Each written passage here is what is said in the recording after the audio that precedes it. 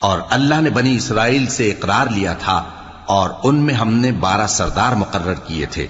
اور اللہ نے فرمایا کہ میں تمہارے ساتھ ہوں اگر تم نماز پڑھتے اور زکوٰۃ دیتے رہو گے اور میرے پیغمبروں پر ایمان رکھو گے اور ان کی مدد کرتے رہو گے اور اللہ کو قرض حسن دو گے تو میں تم سے تمہارے گناہ دور کر دوں گا اور تم کو بہشتوں میں داخل کروں گا جن کے نیچے نہریں بہ رہی ہیں۔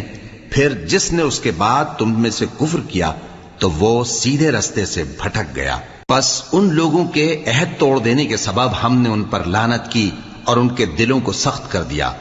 یہ لوگ کلمات کتاب کو اپنے مقامات سے بدل دیتے ہیں اور جن باتوں کی ان کو نصیحت کی گئی تھی ان کا بھی ایک حصہ فراموش کر بیٹھے، اور تھوڑے آدمیوں کے سوا ہمیشہ تم ان کی ایک نہ ایک خیانت کی خبر پاتے رہتے ہو، سو انہیں معاف رکھو اور ان سے درگزر کرو۔ اللہ احسان کرنے والوں کو دوست رکھتا ہے۔